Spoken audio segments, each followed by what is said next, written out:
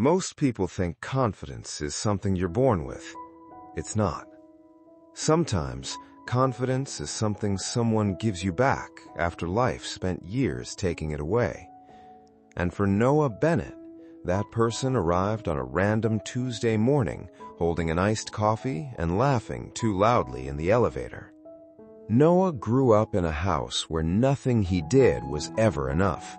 If he got an A, his father asked why it wasn't an A+. If he won second place, his mother reminded him someone else won first. When he was excited about drawing, they called it unrealistic. When he spoke too confidently, they called him arrogant. When he stayed quiet, they called him weak. Every part of him was corrected, measured, reduced. So eventually, Noah learned the safest thing a child can learn in a narcissistic home: take up less space. By 16, he apologized before speaking. By 22, he second-guessed every decision. By 30, he had become invisible. Not physically, emotionally. At work, people interrupted him constantly.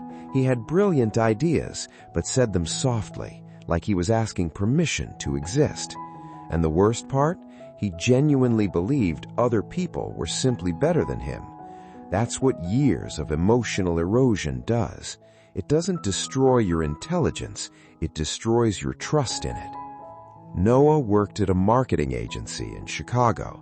Quiet office, gray walls, gray people, gray conversations. Every day felt identical.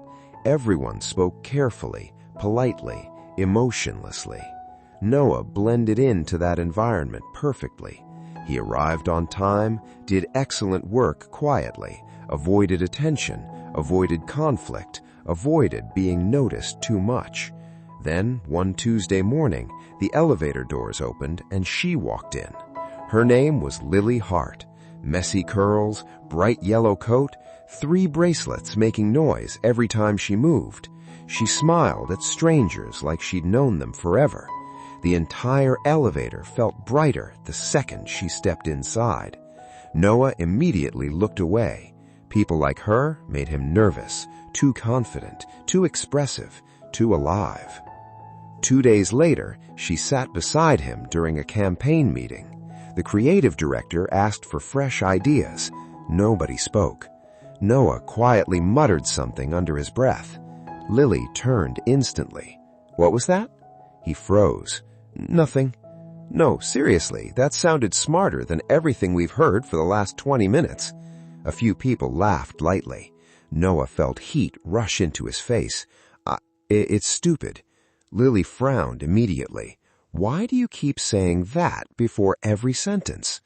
The room went silent, and for some reason, that question hit harder than any insult ever had, because he didn't even realize he did it anymore. After the meeting, she caught up to him near the coffee machine. "You do know you're talented, right?" Noah almost laughed. "You don't know me. I know insecure, intelligent people when I see them." "That obvious?" Painfully. She handed him a coffee stirrer like it was a magic wand. "You need to stop shrinking yourself."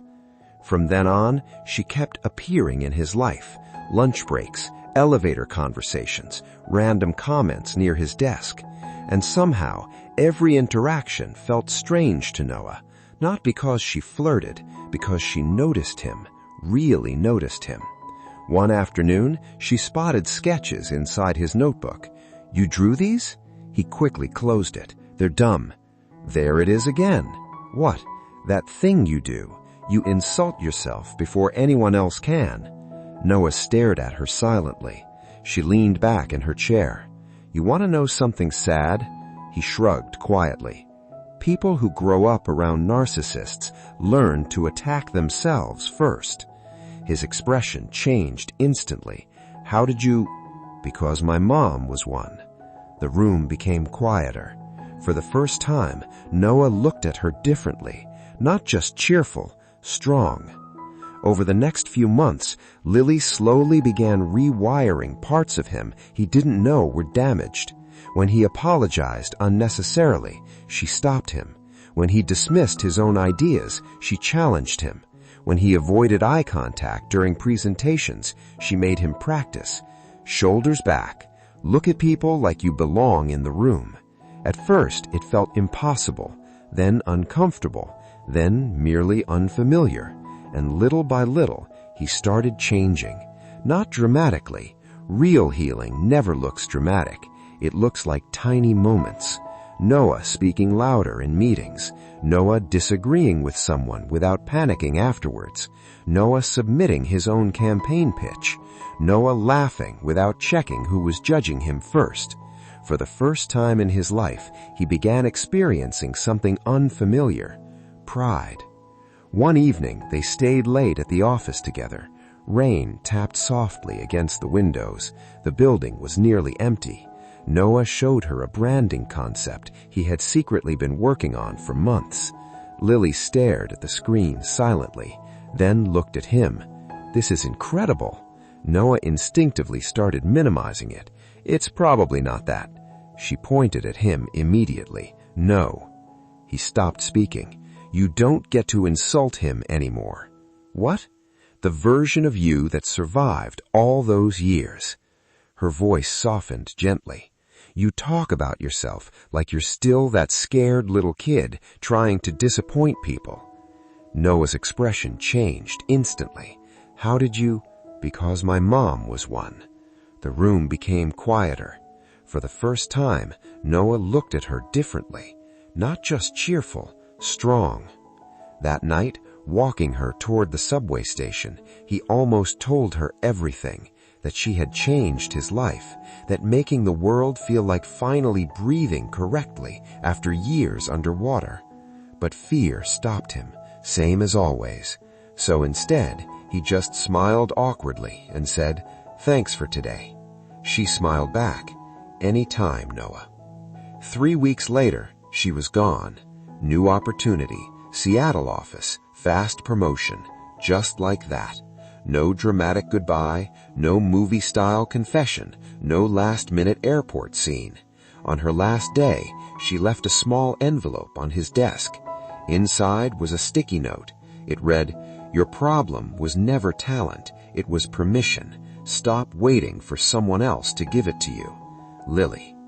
Underneath the note was one of his old sketches, the first one she'd ever complimented, framed. A year later, Noah stood confidently in front of a crowded conference room, leading a campaign presentation. Calm voice, steady hands, direct eye contact. People listened when he spoke now, not because he became someone else, because he finally stopped acting like he deserved to disappear. After the meeting, a nervous young intern approached him quietly. "I don't know if my ideas are good enough yet." Noah smiled softly. For a second, he heard Lily's voice in his head. Then he said, "Stop shrinking yourself." And somewhere far away, in another city, a girl who changed someone's entire life probably had no idea she did. Some people don't enter your life to stay.